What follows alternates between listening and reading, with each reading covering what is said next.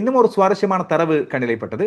இந்த multi nation tournament என்று சொல்லப்படுகின்ற பல அணிகளும் மோதுகின்ற கிரிக்கெட் தொடர்களில் இதுவரை காலமும் இந்தியாவும் பாகிஸ்தானும் எத்தனை இறுதிப் போட்டிகளில் மோதி இருக்கின்றன தெரியுமா? இன்று இவர்கள் சந்திக்க போவது 11வது இறுதிப் போட்டி. நீங்கள் கடுமையாக யோசிக்கலாம். உலக கிண்ணத்தில் இதுவரை இந்தியாவும் பாகிஸ்தானும் இறுதிப் போட்டியில் சந்தித்தது கிடையாது.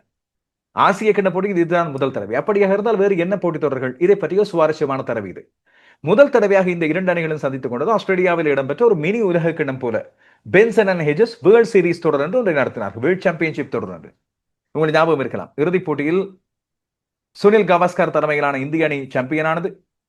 ரவி சாஸ்திரி தொடரின் நாயகனாக அந்த காலத்தில் கார் ஒன்றை வென்றெடுத்து போனார். அவுடி கார் என்று நம்புகிறேன். அது மிக பெரும் ஒரு தொடராக அமைந்தது. அதிலே சந்தித்துக் கொண்டது இந்தியாவும் பாகிஸ்தானும் இறுதிப் போட்டியிலே. அப்போது இந்த கிரிக்கெட் பரம வைரித்தனமானது மிக பிரபலமாக உச்சத்திலே இருந்த காலமாக கருதப்பட்டது. அதைத் தொடர்ந்து அடிக்கடி ஷாஜாவிலே பல்வேறு தொடர்கள் இடம்பெறும். அப்படியான தொடர் அடுத்த வருடமே வந்தது. ஆஸ்திரேலிய ஏசியா கிண்ண தொடர். அதிலும் இந்தியாவும் பாகிஸ்தானும் மோதிக்கொண்டன. முதல் தடவை இந்தியா வென்றது. அடுத்து இடம்பெற்ற ஆஸ்திரேலிய ஏசியா கிண்ண தொடரில் பாகிஸ்தான் வெற்றி.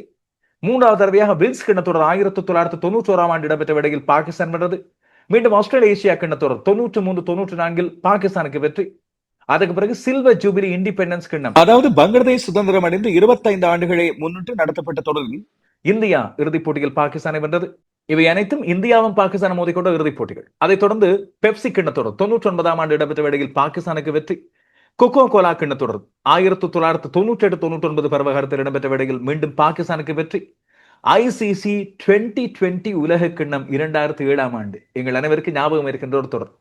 தோனி என்ற ஒரு மிகப்பெரிய நட்சத்திரத்தை உருவாக்கிய ஒரு தொடர். அந்த தொடர் இறுதிப் போட்டியில் மிஸ்பா உலாக் தலைமையிலான பாகிஸ்தான் அணியை வீழ்த்தி இந்தியா சாம்பியன் ஆகின்றது. அதைத் தொடர்ந்து இந்த இரண்டு அணிகளுக்கும் இடையில் இடம்பெறக்கூடிய மோதலாக கிட்லை கிண்ண தொடர் ஒன்று இடம்பெற்றது 2008ஆம் ஆண்டு. அதிலே பாகிஸ்தான் வென்றது.